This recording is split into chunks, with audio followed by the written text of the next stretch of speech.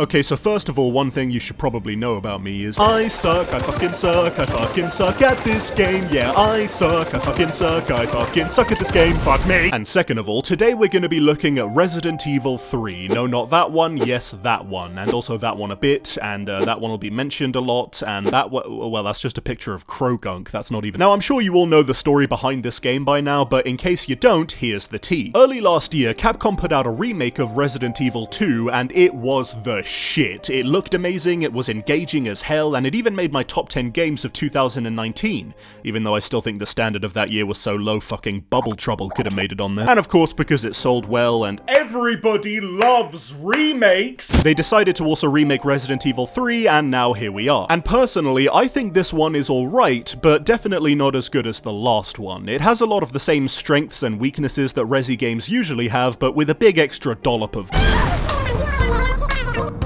Let's start with the story. You play as Jill Valentine, an extremely overqualified cop in the Raccoon City Police Department, and Carlos Oliveira, also known as Miguel from Tekken with a big-ass gun. The game takes place before and also after the events of Resident Evil 2, so naturally the game is about surviving the zombie attack on Raccoon City, uncovering the conspiracy behind it, and solving puzzles in places where there shouldn't be puzzles. And overall, I didn't find the story too interesting. I mean, it's not awful exactly, I just thought it was kinda basic and predictable. I mean, in the Resi 2 remake, the story was a bit cheesy and generic, but it still kept me interested enough thanks to its strong characters, gorgeous animation, and large amounts of boy band hair. But in this one, there wasn't really anything that surprised me or subverted my expectations, and I'd never played the original either, so I didn't even know what was gonna happen. The characters are fine, but pretty two-dimensional, and only ever really talk about what they have to do next, which usually has something to do with shooting zombies. Oh no, spoiler alert, fuck, I'm sorry guys, I shouldn't have spoiled that for you. But still, there's nothing offensive about the story, and it does have its moments. It's just, for me, it kind of blended into the background and didn't really hold my attention for too long. It just wasn't all that interesting. This guy has no idea what he's talking about. Anyway, enough of that, let's talk gameplay. It's your standard affair of exploring, collecting items, shooting zombies, and getting infected by them.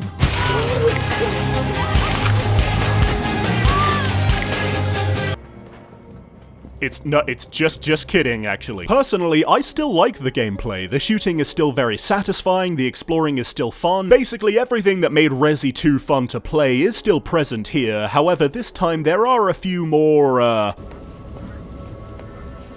complications. For example, Nemesis. Now, he acts similarly to Mr. X from Resident Evil 2, where he follows the player around and tries to cut you up into tiny pieces. And whilst Mr. X was a genuinely spooky presence that eventually turned into a mild annoyance as the game went on, this guy's just a fucking asshole. I mean, look at him run! Look at him run! I can't fucking outrun that, are you kidding? Fuck! No, it's fine, I'm not fine, he's right fucking in front of me now! Okay, I don't think he's around anymore. I think oh geez, fellas, it would appear that I'm dead! I'm kind of torn on Nemesis, actually, because on one hand he does make the game 100 times more terrifying and tense, but on the other hand he can be annoying as hell. I will say though, I do appreciate the level of pressure he adds to the game, and I know some people are saying that this game gets too action-y too quickly, but I actually disagree. Even though things do get more hectic, I thought the game did a good job of keeping a nice level of unease throughout most of the game. Even in the last levels, I felt like I was barely holding on, and any second I would run out of ammo and have to use my knife, which does nothing. I mean, look at this, look at 1, 2, 3, 4, 5, 6, 7, 8, die, just die, oh come on! Apart from that, there are a few good and bad things taken from the last game. The animation is still incredible, and the lighting is still weirdly too dark. I don't know what that's about. And finally, we have Resident Evil Resistance, which is the multiplayer mode that comes with the game. And if we could just get a cheeky little flashback here, please. And I am so excited to see what they do with the third one, and how they inevitably fuck up the online one. Quote me, fucking quote me on that, I dare you. called it! Okay, to be perfectly honest, I haven't played too much of this. It's a Dead by Daylight style survival game where 4 people try to escape a place and 1 dude uses zombies and stuff to try and stop them. And at least right now, the game is buggy, unbalanced, and more broken than my foot. Wait, that doesn't make any sense. My foot's not broken. Oh, my foot! I did have some fun with it though. Being the mastermind can be quite entertaining, and it could be good if you get a whole squad together. But overall, the whole thing just feels pretty messy right now, and I would say maybe I'll make another video where I go more in depth on it, but I think we all know that's not gonna happen. But yeah, Resident Evil 3. In conclusion, gameplay pretty good, visuals pretty good, story pretty...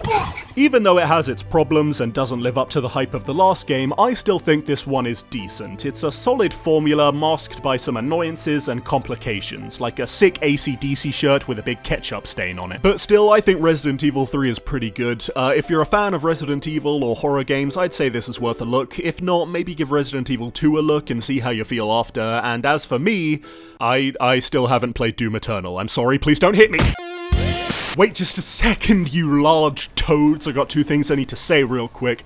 One, big thank you to my buddy Draw Till Death for doing the thumbnails for both this video and the last one. I don't know how much longer I can keep convincing him to do these, but they're fucking amazing, and I love them and him so much. He's absolutely fantastic, so go give him a look. And also thanks to my buddy Sweebs for lending her voice there. She's starting her own YouTube channel pretty soon, so go give that shucks a look. She doesn't like it when I swear, so I was gonna say the S word, but then I had to say shucks instead because she wouldn't approve. And of course, thank you all very much for watching the video. I hope you're all staying safe and healthy out there, and vote Tom Nook 2020. He's the only one who can save us, people.